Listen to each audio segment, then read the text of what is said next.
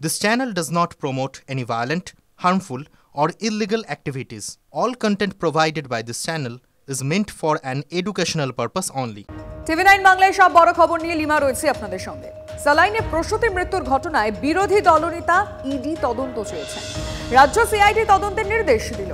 গাফিলতি হয়েছে মেনে নিয়েছেন মুখ্য সচিব, কিন্তু কার গাফিলতি? বিস্ফোরক দাবি তৃণমূল নেতা কুণাল ঘোষের। কুণালের প্রশ্ন, নজর ঘোরাতে কি স্যালাইন কেলেঙ্কারি? আরজিকরের কোনো বিদ্রোহী ডিউটিতে ছিলেন কি? স্যালাইনে প্রসূতি মৃত্যু, ইডি তদন্তে দাবি তুলেছিলেন বিরোধী দলনেতা শুভেন্দু অধিকারী। এই কেস এফআইআর হওয়া উচিত স্বাস্থ্যমন্ত্রী মমতা ব্যানার্জি এবং সচিব নারায়ণ স্বরূপ নিগমের উপরে এফআইআর হওয়া উচিত, এবং এই কেস এনফোর্সমেন্ট ডাইরেক্টরেট ইডিকে অবিলম্বে নিয়ে নেওয়া উচিত।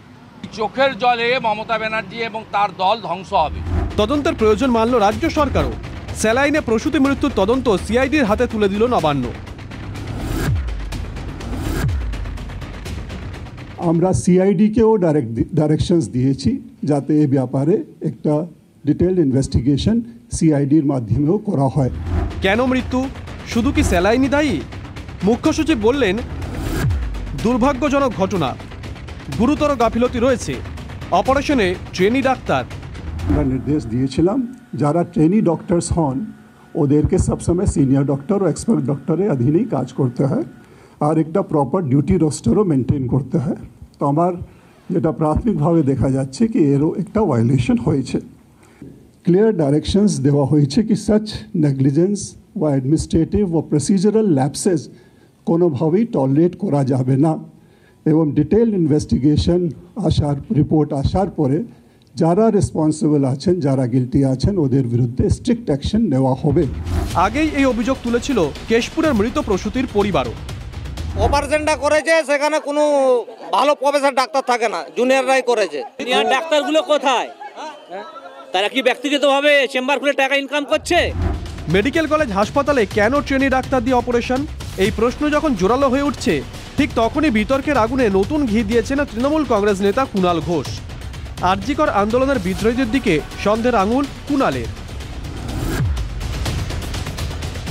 বাকি কোনো বিভাগের ক্ষতি হয়নি, হয়েছে শুধু গাইনির, গোটা গাইনির ক্ষতি হয়নি, হয়েছে শুধু গাইনির 1C ইউনিটের ওই হাসপাতালের কোনো গুরুত্বপূর্ণ পদাধিকারী আরজিকরের সময় নানা ধরনের বিক্ষোভ, বিদ্রোহ, নানা ধরনের সরকার বিরোধী কাজে জড়িত ছিলেন কি না, একটা জায়গায় একটা কুৎসা করে যে চক্রান্ত সাকসেসফুল হয়নি, সরকারকে মেলাইন করার জন্য কেউ কোনো চক্রান্ত করছেন কিনা সেগুলো তদন্তের মধ্যে নিশ্চিতভাবে আসুক। কুণাল মন্তব্য করতেই বিতর্কের আগুনে ঘি পড়েছে। মুখপাত্র হয়ে বসে থাকা যে লোকটি তার মানসিক ভারসাম্যের উপরই প্রশ্ন তুলে দিচ্ছে।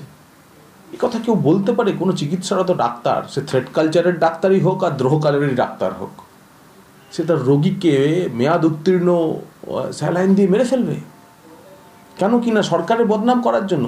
এ ভাবনা আসে কোথা থেকে? সবার মধ্যে কুণাল যদি নিজের ছায়া দেখতে চায়, প্রতিবাদীদের মধ্যে যদি ও নিজেকে দেখতে চায়, ভুল করবে।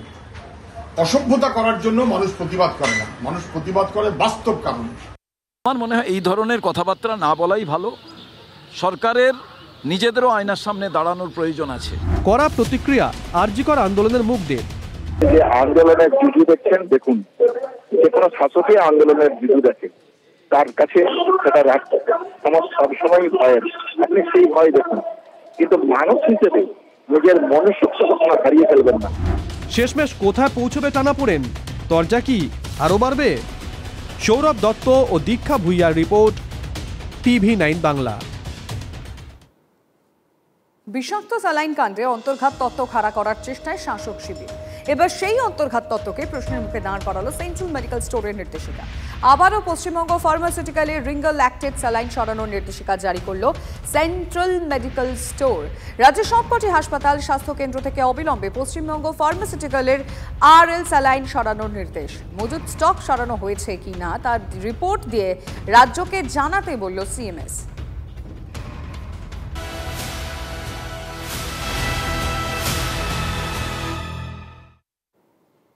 চিকিৎসায় গাফিলতি নাকি ওষুধের পার্শ্ব প্রতিক্রিয়া? ঠিক কোন কারণে মেদিনীপুর মেডিকেলের প্রসূতিদের জীবন সংকটে? ড্রাগ টেস্টিং এবং ময়না তদন্তের রিপোর্টের দিকে তাকিয়ে বিশেষজ্ঞ কমিটি। তবে তাদের চোখে ইতিমধ্যে বেশ কিছু অসঙ্গতি ধরা পড়েছে।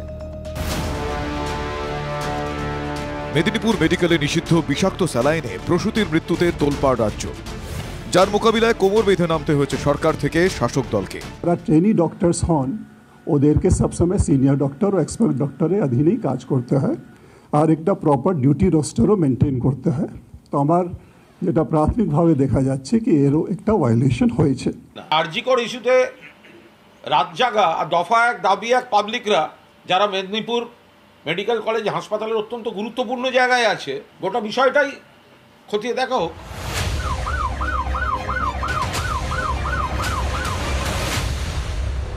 শাসক দলের মুখপাত্র অন্তর্ঘাতের তত্ত্ব উস্কে দিলেন, মুখ্য সচিব সিআইডি তদন্তের নির্দেশ দিলেন, আর দীর্ঘক্ষণ বৈঠকের পর স্বাস্থ্য ভবন ছাড়ার সময় বিশেষজ্ঞ দলের সদস্যরা জানালেন তাদের হিউম্যান ফ্যাক্টরও খুঁজে দেখতে বলা হয়েছে। কোন ফ্যাক্টর, সার্জন কে ছিলেন, অ্যানেস্থেসিস্ট কে ছিলেন, সেসব খতিয়ে দেখতে বলা হয়েছে। ইতিমধ্যে অনেকগুলো অসঙ্গতিও ধরা পড়েছে। সূত্রের খবর, যে 7 প্রসূতির অপারেশন হয় তার মধ্যে 2 জনের পরিবারকে বাইরে থেকে রিঙ্গার ল্যাকটেট কিনতে বলা হয়েছিল। বাকি 5 জনের অবস্থা জটিল হচ্ছে দেখেই এটা বলা হয়েছিল।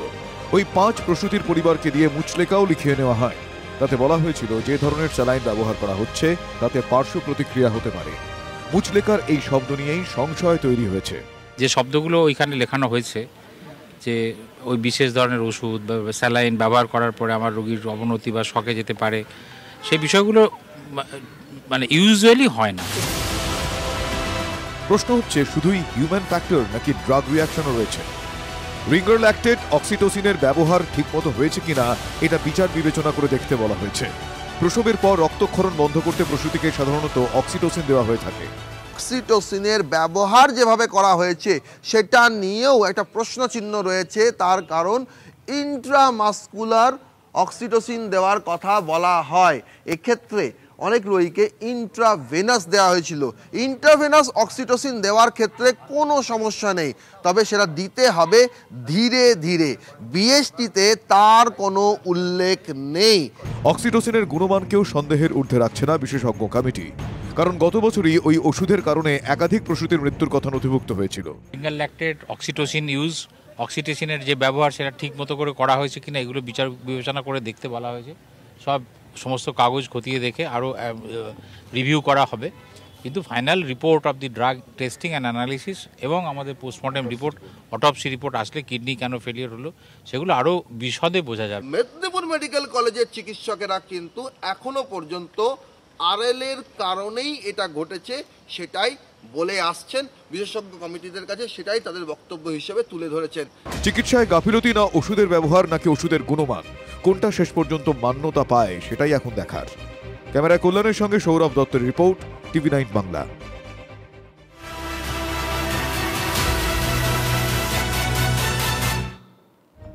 টহল দিচ্ছেন ওরা, সামান্য সন্দেহ হলেই উঁচিয়ে ধরছেন হাসুয়া। গ্রামের আনাচে কানাচে যারা ঘুরে বেড়াচ্ছেন তারা রাঁধেন, চুল বাঁধেন, আবার সীমান্ত পাহারা দেন। খিড়কি থেকে সিংহদুয়ারের অনেক বাইরে, দেশের স্বার্থে, দশের স্বার্থে। মালদার সুখদেবপুরের মহিলারা রাত জাগছেন বাংলাদেশি অনুপ্রবেশকারীদের তাড়াবেন বলে। হাতে হাসুয়া, সীমান্তে নজর, দাঁড়িয়ে আছেন যারা, তারাই ভারত, আমাদের দেশ। নিতান্ত সাদামাটা চেহারা, 8 পৌড়ে ছাপা শাড়ি, মাথায় ঘোমটা, হাতে শাঁখা পলা নোয়া, সঙ্গে হাতে হাসুয়া আর চোখে আগুন না থাকলে আলাদা করে নজরেও পড়বেন না। এরা মালদার সুখদেবপুরে থাকেন। সুখদেবপুর, যেখানে বলে না দিলে ভারত আর বাংলাদেশের মাটি আলাদা করা যায় না, যেখানে এখন রাত বিরেতে ঢুকে পড়ছে বাংলাদেশি হানাদাররা। TV9 বাংলা যখন সুখদেবপুরে পৌঁছয় তখন মহিলারা মিটিং করছেন। কিছুক্ষণ পর চাটাই গুটিয়ে ওরা উঠলেন, গিয়ে দাঁড়ালেন একটা উঁচু মতো জায়গায়, যেখান থেকে সীমান্ত স্পষ্ট দেখা যায়। দেখা যায় ওপারে খেজুর গাছের আড়ালে সর্ষে ক্ষেতের ভেতরে কেউ লুকিয়ে আছে কিনা। হঠাৎ চোখে পড়ল সীমান্তের কাছে ওপারে কারা ভিড় করে আছে। হে সাবধান! এপার থেকে হাসুয়া উঁচিয়ে ভেসে গেল হুঙ্কার। এই মুহূর্তে দাঁড়িয়ে আছি আমি সুখদেবপুরের সেই অঞ্চলে, যেখানে প্রায় 1.5 কিলোমিটার এলাকা সম্পূর্ণভাবে ফাঁকা, কোনো রকম কাঁটাতার নেই। আর এই কাঁটাতার নিয়েই যত সমস্যা, গত কয়েকদিন ধরেই এখানে ফেন্সিং করানোর জন্য যে ব্যবস্থা নিচ্ছিল বিএসএফ, কিন্তু সেখানে বারবার বাধা দেওয়ার অভিযোগ উঠেছে বর্ডার গার্ড বাংলাদেশের বিরুদ্ধে। মালদার সুখদেবপুরে খোলা সীমান্তে কাঁটাতার বসাতে হবে, কিন্তু বিএসএফকে বাধা দিচ্ছে বর্ডার গার্ড বাংলাদেশ, তাই দেরি হচ্ছে। আর সেই সুযোগে সূর্য পশ্চিমে ঢললে আলো কমে এলে নাকি ঢুকে পড়ছে বাংলাদেশি অনুপ্রবেশকারীরা। ঢুকে পড়ছে নাকি বিজেপি ঢোকাচ্ছে? বাংলাদেশের জঙ্গি এসেছিল, দিয়ে এসে 6 জন এসে 6 জন এই গম টম সব কাটলো। অতএব পালা করে পাহারা, সকালে, দুপুরে এবং অবশ্যই রাতে। হাসুয়া হাতেই আছে, বেগতিক বুঝলেই হাসুয়া হাওয়ার সঙ্গে কথা বলবে। নিজের সুরক্ষা, দেশের সুরক্ষা, সুখদেবপুরের মায়েরা মেয়েরা বিএসএফ এর সঙ্গে সীমান্ত পাহারা দিচ্ছেন। হেসে নিয়ে থাকছি, বড় লাঠি নিয়ে থাকছি, আসলে আমরা কাটবো কি মারবো। 1941 সালে জার্মানি যুদ্ধে জড়িয়েছিল রাশিয়ার সঙ্গে।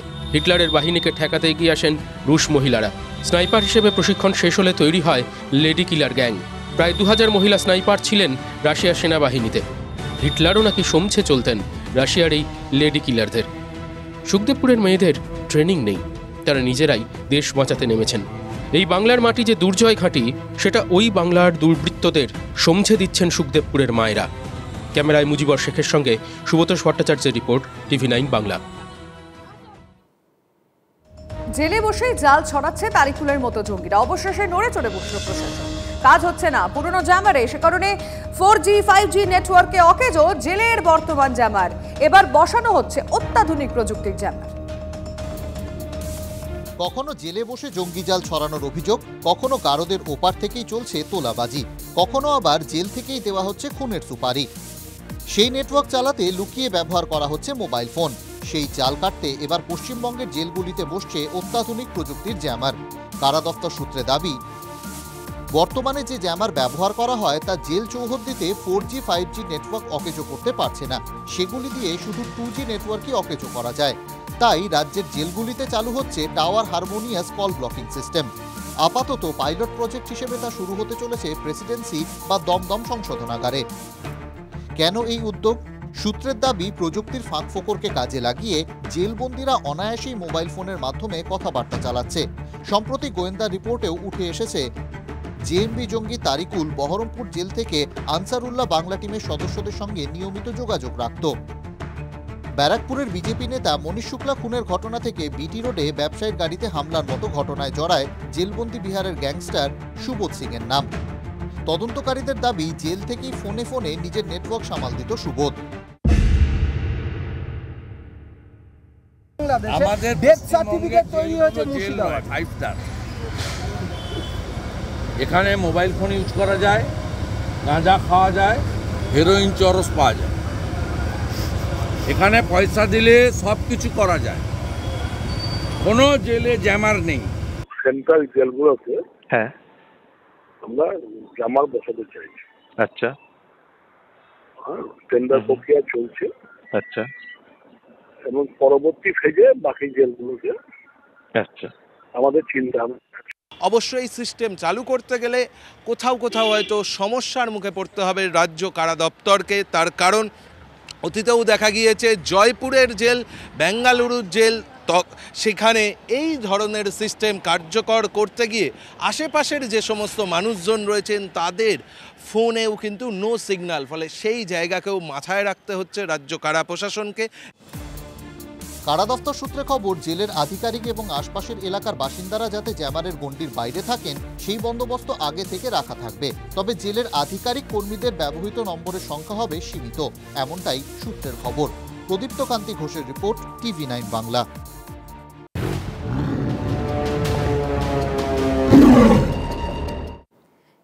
এই মুহূর্তে আমরা খবর পাচ্ছি আবারও বাঘ ঢুকেছে কুলতলির গ্রামে। এবার বাঘের আতঙ্ক কুলতলির গুড়গড়িয়া ভুবনেশ্বরী পঞ্চায়েতের গড়ের চক গ্রামে। বাঘের পায়ের ছাপ দেখতে পেয়েছেন সেখানকার গ্রামবাসীরা, এমনটাই দাবি তাদের। কথা বলবো আমাদের রিপোর্টারের সঙ্গে। অভিজ্ঞান এই মুহূর্তে সইছেন না। অভিজ্ঞান, ঠিক কি দেখতে পেয়েছেন গ্রামবাসীরা, কি বলছেন তারা? দেখো, তোমাকে জানিয়ে রাখি যে বাঘের অস্বস্তি কিন্তু লাগাতার চলেই যাচ্ছে কিন্তু কুলতলিতে। গতকাল যেখানে মইপিটের বাঘটিকে ছেড়ে দেওয়া হয়েছে ঢুলিবাসালি জঙ্গলে, তার পরপরই কিন্তু খবর যেটা আসে যে পাশের যে গুড়গুড়িয়া ভুবনেশ্বরী গ্রাম পঞ্চায়েত রয়েছে সেখানকার যে গোড়ের চক যে গ্রাম তার লাগোয়া মাগড়ি নদীর যে চর আছে সেখানে একটি বাঘ চলে এসছে। আজমলমারি 1 নম্বর জঙ্গল থেকে বাঘটি নদীর সাথে একেবারে চলে এসছে গ্রামের মধ্যে। আমরা কথা বলবো এখানকার স্থানীয় মানুষের সঙ্গে, তাদের কি অবস্থা এখন, এই যে বাঘ আবার চলে এলো এই এলাকাতে, কি বলবেন? দেখুন, আমরা এই বারবার চলে আসার জন্য আমরা খুব আতঙ্কগ্রস্ত হয়ে আছি, কারণ এখানে আমরা ছেলেপুলে নিয়ে এই রাস্তা দিয়ে সব রোডে বলে যেতে হয় এবং সন্ধ্যা হলে আমরা খুব ভয় ভয় করে আছি। আমরা সব গরু বাছুর সব যে কোনো মুহূর্তে ক্ষতি হয়ে যেতে পারে বা মানুষের ক্ষতি হয়ে যেতে পারে।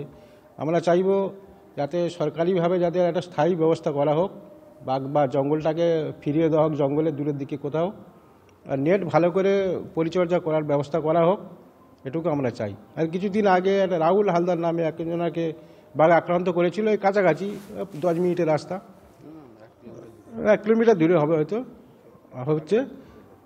হ্যাঁ, এগুলো আমরা চাই এখানে একটা সুব্যবস্থা হোক যাতে আতঙ্ক থেকে আমরা বাঁচতে পারি, এটুকুই আমার। আরো একজন এখানকার স্থানীয় বাসিন্দা রয়েছেন, কথা বলবো তার সঙ্গে। এই যে একেবারে বাঘ চলে এসছে গ্রামের মধ্যে এবং আজকের মকর সংক্রান্তি, কি অবস্থা এখানে? মানে আমরা তো আতঙ্কিত। এখানকার যে কমিটি আছে ভুবনেশ্বরী যে এফএমসি কমিটি, তারাও আতঙ্কিত। প্রতি বছর আর কয়েক বছরে অত 3-4 বার করে এখানে বাঘ বেরোয়। এখানে আমরা আতঙ্কিত আরো। সত্যি তো, বারবার যদি আতঙ্ক ফিরে ফিরে আসে 2 দিন 1 দিন অন্তর, সেখানকার মানুষজন থাকবেন কিভাবে? নিজেদের মানে রুজি রোজগারের জন্য বেরোবেন কিভাবে? নজর থাকবে আমাদের। অভিজ্ঞান, ধন্যবাদ। শুধু কুলতলি নয়, বেলপাহাড়িতেও বাঘের ভয়। জঙ্গলে দেখা মিলেছে ডোরা কাটার। বাঁশপাহাড়ির ছুরিমারা সিআরপিএফ ক্যাম্পের কাছে মুড়িয়াডির জঙ্গলে বাঘ দেখতে পেয়েছে বলে দাবি স্থানীয় যুবকদের। আর এরপরই আতঙ্কে সিটিয়ে জঙ্গলমহল।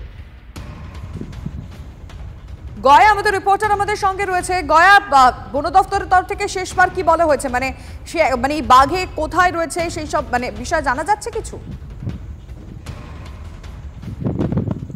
হ্যাঁ লিমা, তোমাকে যেটা জানিয়ে রাখি, বাঁশপাহাড়ি অঞ্চলের যে মনিয়ারি এলাকায় গত রবিবার বাঘের পায়ের ছাপ পাওয়া গেছিল সেই এলাকায়, এবং তার পার্শ্ববর্তী যে অঞ্চল রয়েছে চাকাডোবা, ময়ূরঝর্ণা, এই সমস্ত এলাকায় বাঘকে যাতে গতিবিধির নজর রাখা যায় তার জন্য 30টি ট্র্যাপ ক্যামেরা বসানো হয়েছে এবং সুন্দরবন থেকে 7 জনের বাঘ ধরার একটা বিশেষ দল এসেছে। আজকে তারা জঙ্গলের বিভিন্ন জায়গায় তারা খাঁচা পাতবেন এবং তার সঙ্গে বাঘকে যাতে খাঁচাবন্দি করা যায় তার জন্য মহিষ এবং ছাগল টোপ দিয়ে বাঘকে খাঁচাবন্দি করার প্রক্রিয়া আজকে শুরু হবে। এবং বন দপ্তরের কর্মীরা তারা বিভিন্ন এলাকায় রয়েছেন, যেহেতু এই বাঘের গলায় কোনো রেডিও কলার নেই, বাঘের গতিবিধির উপর সেভাবে তারা নজরদারি চালাতে পারছে না, তার জন্য ট্র্যাপ ক্যামেরা বসানো হয়েছে। তার সঙ্গে সঙ্গেও খাঁচাবন্দি করার যে প্রক্রিয়া আজকে সেটা শুরু হবে এবং যে পার্শ্ববর্তী এলাকাগুলো রয়েছে বাঁশপাহাড়ি এবং ময়ূরঝর্ণা যে গ্রামগুলো রয়েছে সেই গ্রামগুলোতেও নেট পাতার কাজ আজকে শুরু হবে এবং বাঘকে যাতে খাঁচাবন্দি করা যায় তার প্রক্রিয়া আজকে শুরু হবে। নজর থাকবে। ধন্যবাদ গয়া। একদিকে বেলপাহাড়ি, একদিকে কুলতলি, দুদিকেই বাঘের আতঙ্ক। নজর রাখছেন আমাদের রিপোর্টাররা।